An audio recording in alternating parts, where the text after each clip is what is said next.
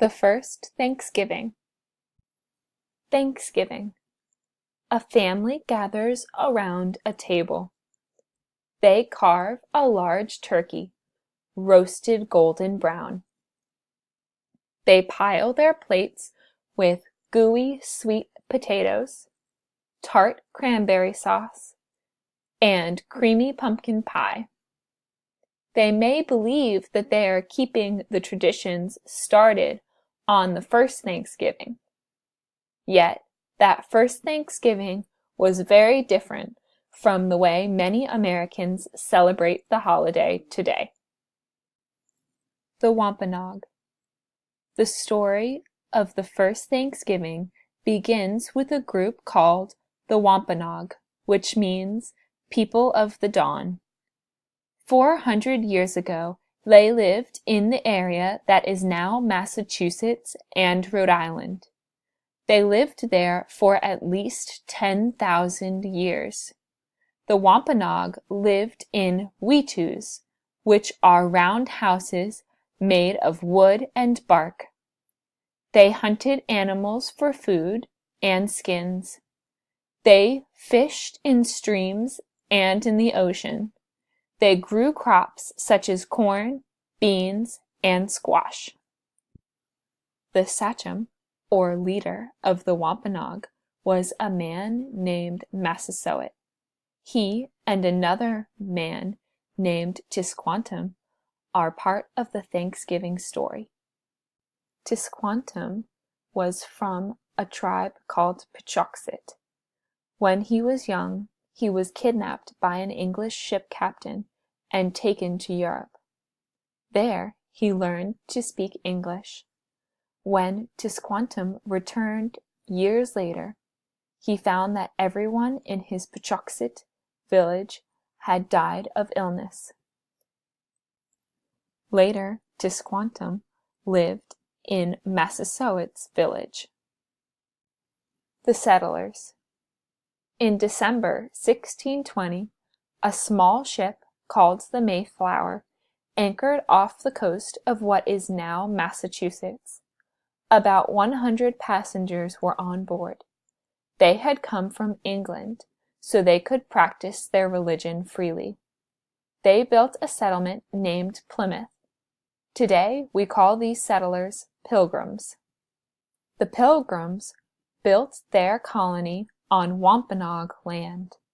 They named it Plymouth after Plymouth, England, where they had started their voyage. When they arrived, it was bitterly cold. The Pilgrims suffered illness. They did not have enough food. Half of the Pilgrims did not make it through that first winter. In the spring, Massasoit went to visit Plymouth with Tisquantum and other Wampanoag men. The Pilgrims were surprised that Tisquantum spoke English. During this visit, Massasoit met Pilgrim leaders, including William Bradford, Miles Standish, and Governor John Carver. Massasoit and the Pilgrim leaders signed a peace treaty. Tisquantum stayed with the Pilgrims. He showed them how to grow crops that would survive in the new land. He taught them the best way to hunt, trap, and fish. In the fall of 1620, the Wampanoag heard gunshots. Massasoit took 90 Wampanoag to the Plymouth colony. They found that the Pilgrims were hunting fowl. The Pilgrims wanted the fowl for a celebration feast. The Pilgrims were celebrating their first successful harvest, which would give them enough food to make it through their second winter. It was successful in large part because of the help they received from the Wampanoag. Massasoit sent some of the Wampanoag men to hunt deer. They brought 5 deer to the feast. The harvest feast was not an organized meal like our Thanksgiving today. The Wampanoag came and went from the settlement throughout the feast. For 3 days, the Pilgrims and Wampanoag ate, played games, and celebrated. Thanksgiving myths. The Thanksgiving story has been told countless times, yet many things we believe about the first Thanksgiving are not true. The English settlers did not meet any Native Americans until months after they arrived. The name Pilgrims. The myth. The English settlers were called Pilgrims. The facts. In England, people were not allowed to belong to any church except the Church of England. The settlers left England so that they could have their own church. They called themselves separatists, not pilgrims, because their church was separate from the Church of England. Today, we celebrate Thanksgiving on one day. The first Thanksgiving took place over several days. The name Thanksgiving. The myth. The settlers called their feast Thanksgiving. The facts. The settlers did not call their feast Thanksgiving. For them, it was a harvest festival. For thousands of years, people all over the world, including Native Americans, have celebrated good harvests with feasts and ceremonies. The settlers' feast in 1621 was part of a long tradition. The clothing. The myth. Pilgrims dressed in grim black clothing. They wore silver buckles on their shoes and hats. The facts. The actual pilgrims didn't wear silver buckles. Silver was expensive, and buckles weren't in style. They wore clothing dyed in colors such as red, green, blue, and violet. The Wampanoag wore deerskin breechcloths, leggings, mantles, and moccasins. They often decorated their clothing with paint. The tradition. The myth. People in the United States celebrated Thanksgiving each year after that first Thanksgiving. The facts. The United States didn't have a national Thanksgiving holiday until almost 250 years later. Sarah Josepha Hale was a writer and magazine editor in the 1800s. She grew up in New Hampshire, a place where people celebrated a Thanksgiving holiday.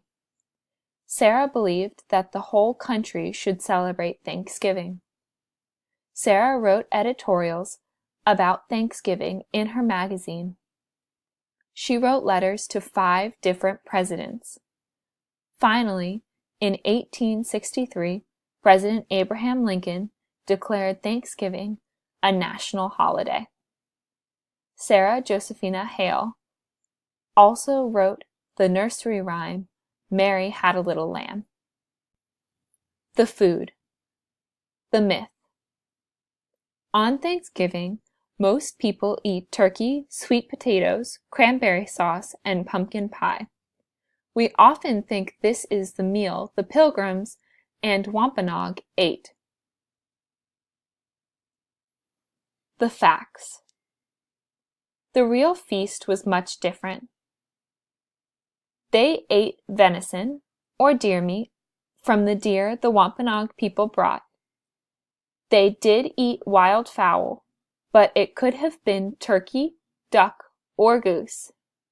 They could have eaten roasted pumpkin, but they didn't have butter, flour, and sugar to make a pie. They wouldn't have served cranberry sauce. Without sugar, cranberries are very sour. Finally, sweet potatoes come from South America. At the time of the feast, sweet potatoes hadn't yet been brought to North America. The holiday. The myth. We may think that today all people in the United States observe Thanksgiving in the same way. The facts. Many Wampanoag mark the holiday in a much different way. They gather on Thanksgiving Day at the statue of Massasoit in Plymouth, Massachusetts. They remember the strength of their Wampanoag ancestors. This is the statue of Massasoit in Plymouth, Massachusetts.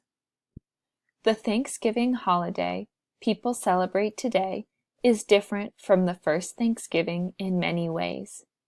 Even so, the holiday continues a long tradition of getting together with friends and family to celebrate and be thankful.